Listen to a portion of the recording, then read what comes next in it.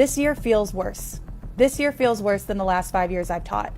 She repeatedly called me a and threatened me with physical violence, which sent me into a panic attack. These kids cannot read, they cannot write, there is no type of comprehension skills, no type of critical thinking. No matter how little work they do, no matter how much behavior problems they are, they will pass and move on to the next grade. They cannot do anything on their own. This is just your reminder to check in on your teacher friends because this shit is not easy. He intentionally stood right in front of me, and we were probably about 2 inches away from him, rubbing his private parts in my face. And he did this with a smirk on his face. Why teachers are quitting mid-year. Every year, thousands of teachers leave the profession. But what's even more concerning is how many are now walking away in the middle of the school year. Today, we'll hear directly from teachers who explain why they reached that breaking point.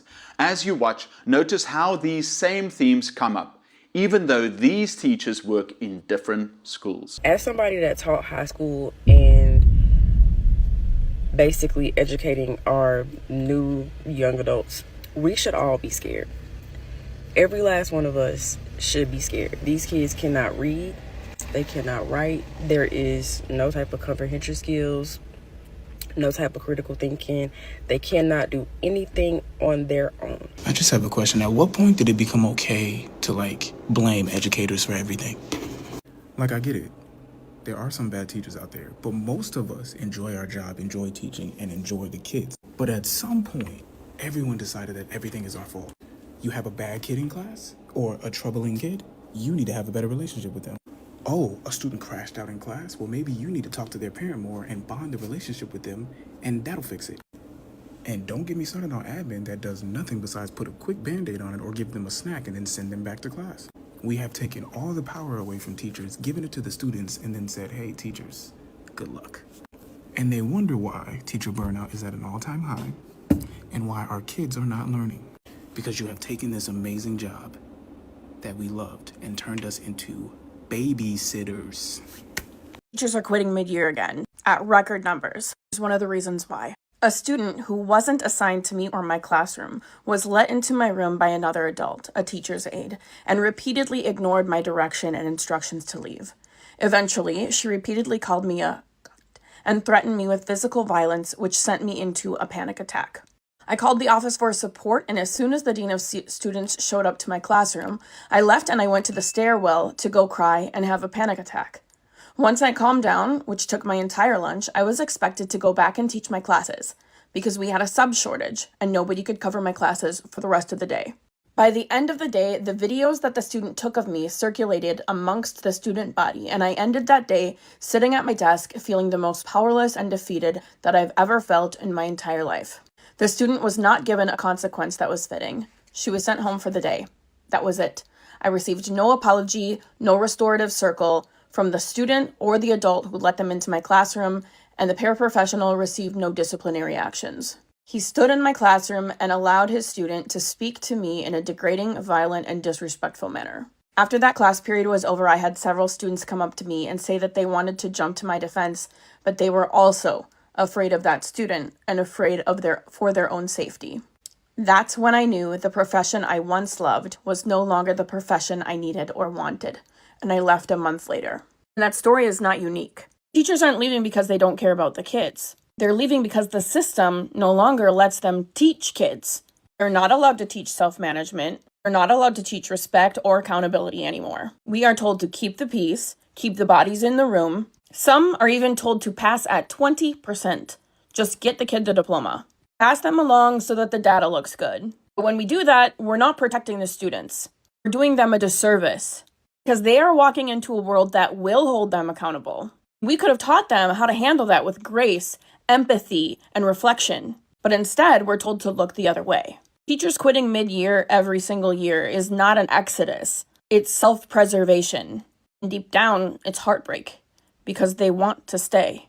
The system is just making it so that staying is at the expense of yourself and your own family. He intentionally stood right in front of me, and we were probably about 2 inches away from him, rubbing his private parts in my face. And he did this with a smirk on his face. So I know for a fact that he did it intentionally. This was no accident. He had plenty of space to walk on the side of the door, but instead he chose to stand right in front of me, look down on me, and almost rubbed his parts on me. I did not even put my hand in front of him or anything. I instead went back like this because I didn't want to be accused of me touching his parts. So instead I went like this. And the other student who was speaking to me actually told him, dude, that's gross, because she saw what happened. She was my witness. Anyways, I said a lot of things to him, and I asked him to please step away from me and to not ever come back into my classroom. He, of course, denied it and went finally into his classroom. I immediately called the teacher that I knew had him, and I gathered the information to call home. And this is why I'm making the video. It is so important that parents do their part. I want to tell you as a teacher, I will never take time out of my day to call and lie about your child, ever. And you best believe most teachers would never do that, okay? So if I'm taking the time out of my day to call you, it's because this actually happened. Luckily, the mom was very supportive, and she immediately called him over to the phone to apologize to me. And he still had the nerve to deny it. He said he didn't do anything, he was nowhere near me, all these stories.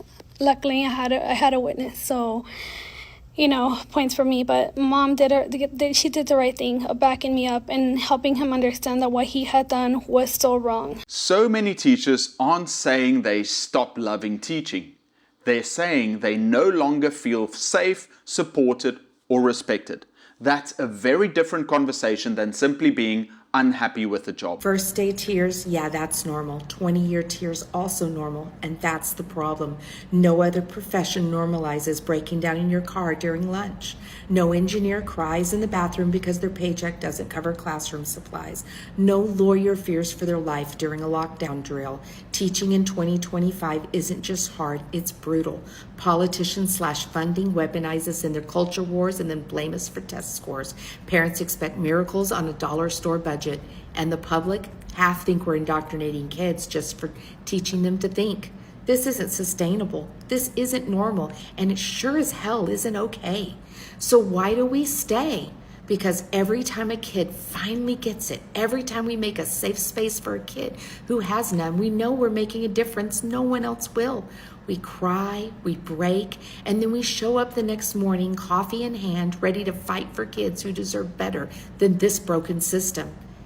That's not weakness. That's the kind of strength you'll never see from those people tearing us down. There are so many teachers quitting right now in America, and I can guarantee you it's related to these three things: student behavior and how there are no consequences for horrible student behavior.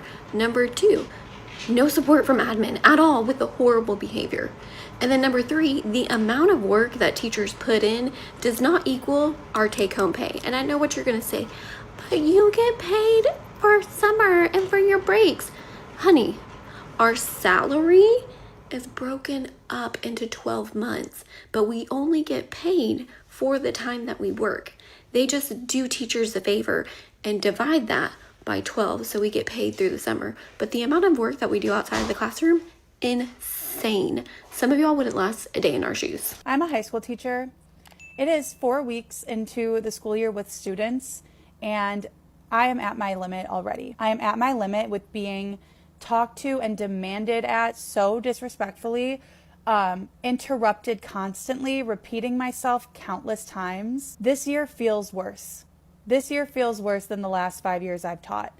I don't know if anyone else feels that way, but I feel like I've seen so many teachers make videos where we are all ringing the alarm saying, this is bad. This year is not good. It's not good. We are struggling, and not a lot of us are going to last if this continues, because I think there's a reckoning of teachers realizing like, I actually don't deserve to be treated like shit. And then every day wipe that slate clean and start on over as if it didn't happen. I teach high schoolers. I see it from videos of elementary school teachers and middle school teachers. I don't know when, as a society, we are going to wake up and say, our system is failing. Our students don't have basic respect or human decency. Teachers are done. Obviously, disclaimer, not all teachers, not all parents, not all students, not all schools. But I'm seeing way too many videos of teachers saying, I can't do this anymore. And we need to be taking that seriously. A common thread is the feeling that consequences for serious behavior have become weaker. Several teachers describe situations where students return to class shortly after threatening, harassing, or disrupting others.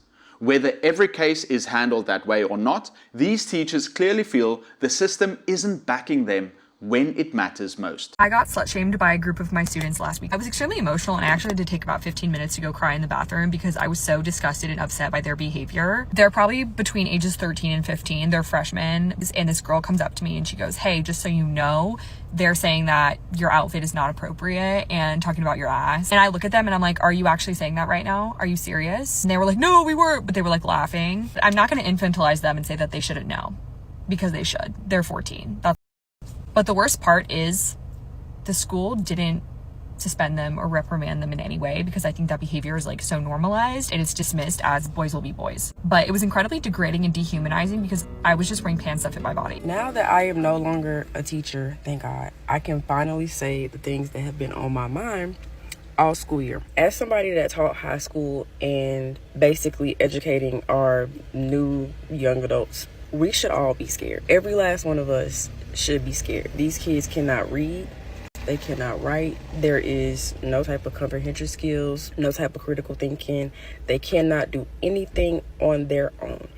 They expect everything to be taught to them. Well, I won't even say taught, they expect everything to be given to them. In my class, we did this thing where I made them write once a week. They would have some type of assignment where they would have to write at least a paragraph, meaning 5 sentences. 5 sentences. The amount of assignments that I got in with 1 sentence, 2 sentences, the amount of complaints I got with the whole 5 sentences, that's too much, that's too much. Can we do 3? Can we do 3? Isn't 3 considered a paragraph? Oh, baby. We are in for a wild ride, y'all. Every assignment that I gave them, I kid y'all not, every assignment that I gave them, there was a student that came to, several students that came to my desk and asked me to walk them through the entire assignment, the whole thing. But genuinely, the truth of the matter is everybody is failing these kids. Everybody. The school board with all these different rules, they're failing these kids. Principals or admin altogether, they're failing these kids, and they're failing the teachers because they're basically telling us that we had to just pass a child along just to keep these graduation numbers up. Everybody. Oh, and don't get me started on the parents. Like, I would call and say, hey, your child is failing. And the first thing is, well, why didn't I know about this? Probably because you didn't answer the phone. Probably because you didn't respond to my emails. On top of that, you have 24-hour access to Power School. When I tell y'all it is horrible, like, the parents that are here now are not the parents that we had growing up.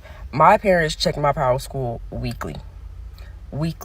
And still to this day, my brother just graduated high school a few weeks ago, and still to this day, his grades were checked. Everybody's grades were checked. Unfortunately, it's not these kids' faults. I mean, yeah, they're lazy, but like, what are you supposed to do when all you got to do is tell your mama, well, she failing me, and the school board is going to accommodate that parent? Like, it's crazy, y'all.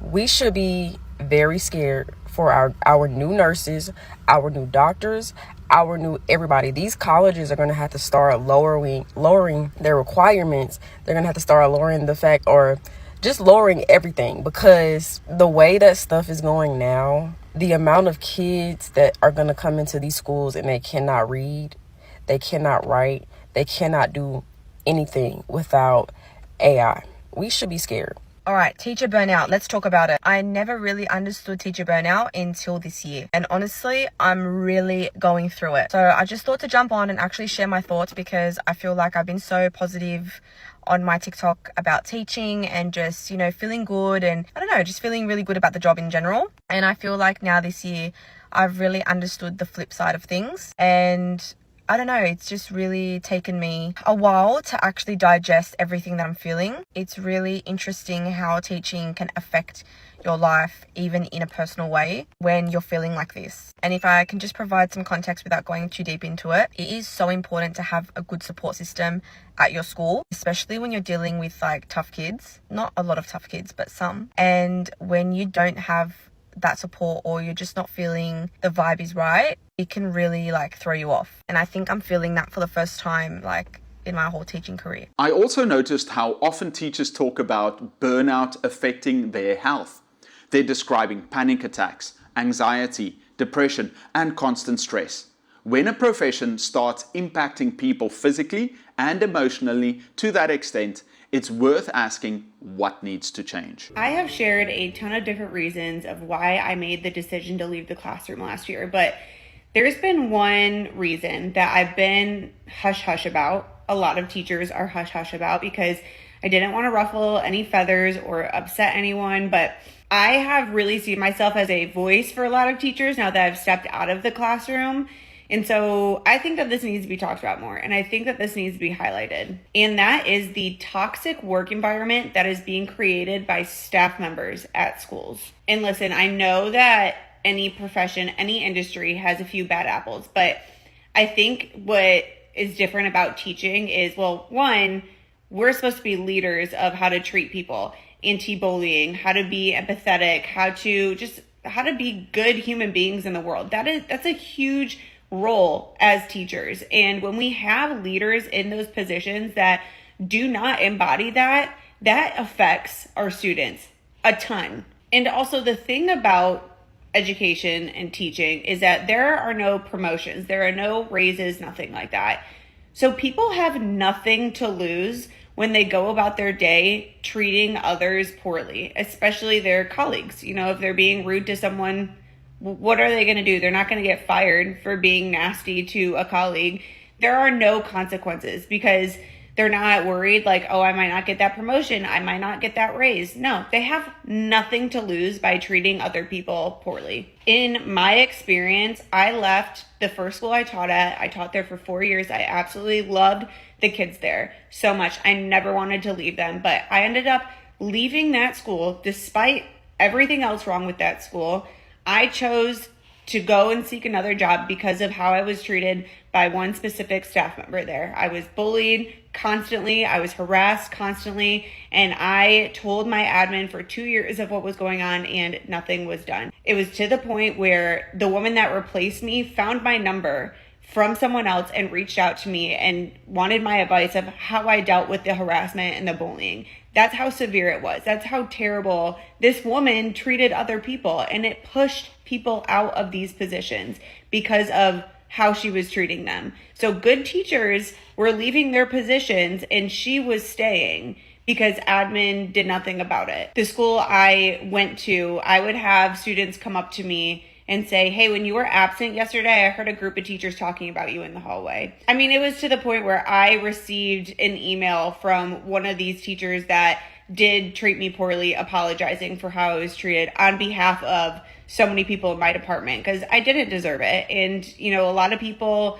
go about this and get in their ways when they're in the school system because really teaching can be a very miserable profession and people take that out on other people and they find the easiest target to do so and they go for it. The part about it that is not okay is that good teachers that want to be there, that have great energy, that have passion, are being pushed out of schools because of how they're being treated. And it's one of those things, like, it was not the sole reason that I left teaching, but it's one of those things where it's like just the cherry on top. Like, I deal with so much on my day-to-day, and the last thing I need is to be treated poorly by someone who is my equal or by anyone in general. Like, we're adults, we shouldn't be treating anyone like that, but someone who understands the profession and understands what is asked of us every single day. We need to be on a team. And I see teaching so much as competition sometimes, and just people getting so nasty, and it brings out the bad parts of themselves. And unfortunately, it's pushing good teachers away. Another interesting point is that not every teacher blames students. Some point to administration, school policies, workplace culture, or even toxic relationships with colleagues. It reminds us that teacher retention isn't caused by one single issue. It's often the accumulation of many problems over time. I'm a former teacher, and the main reason that I feel that schools are failing and teachers are quitting is actually too much empathy. I know. How can you possibly have too much empathy? Well, let's start with the fact that I have heard, not just my school, but many schools, you cannot fail someone anymore. No matter how little work they do, no matter how much behavior problems they are, they will pass and move on to the next grade. This is where the whole line of you need to do what's best for the kids. Always keep the kids' best interest in mind. And then this is controversial then, because I feel that what's best interest for that kid is that they fail and they don't pass to the next grade and they have to come back and they are embarrassed about staying back. But then they get their act together because they realize that lesson. While others say, oh my God, you cannot embarrass them like that. You cannot hold them back. Are you kidding me? Do you know what the repercussions of them staying back? And so now two people who are saying, I have the best kid's interest in mind, but both have very differing opinions. Then student behavior is the exact same thing. We feel bad. We're like, this student is traumatized. We need to not remove them from the class because then they're not getting the same lesson that they should from all the other kids. But then why aren't we talking about that kid is throwing chairs and beating up other kids on every other day, and the teachers are being told, you need to just deal with that. We have nowhere for them to go, and so deal with it.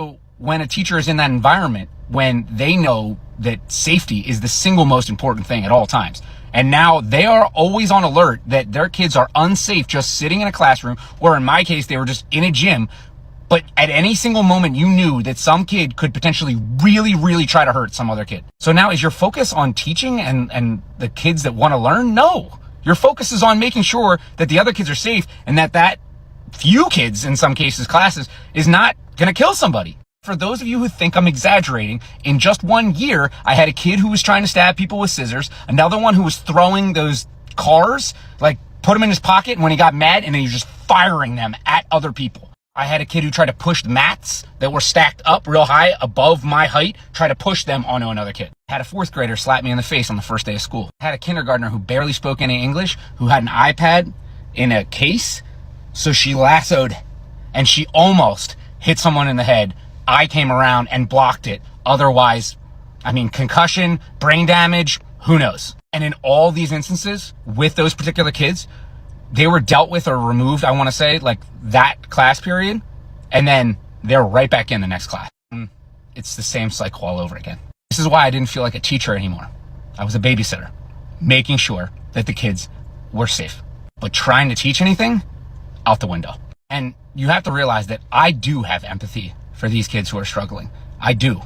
But if we refuse to teach them the lessons that come with punishment and consequences, then we are teaching them that poor behavior is okay. We're teaching them that you don't have to try and you can behave poorly and you will still do well. That's a lesson that we are teaching them. And this is why I didn't want to be a part of it anymore. Despite everything, most of these teachers still speak positively about their students and why they became teachers in the first place. That's probably the saddest part.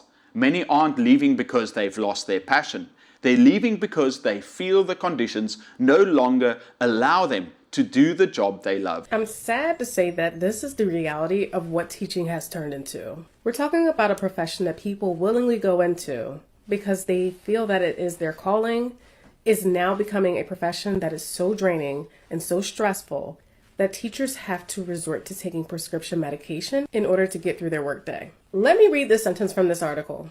It says that teachers are almost twice as likely to experience frequent work-related stress and nearly 3 times as likely to experience symptoms of depression than the general adult population. That is a problem. Let me tell you this.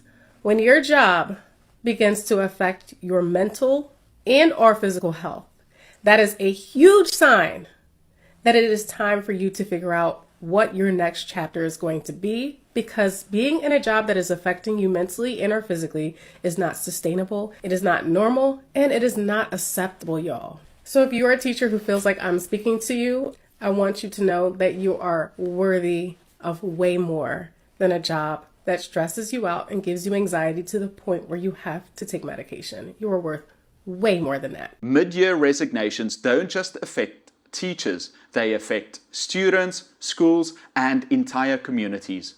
Whether the solution is better support, stronger discipline policies, improved leadership, or something else entirely, it's clear that many educators believe the current situation isn't sustainable. I'd love to hear your thoughts. Why do you think so many teachers are choosing to leave before the school year is even over?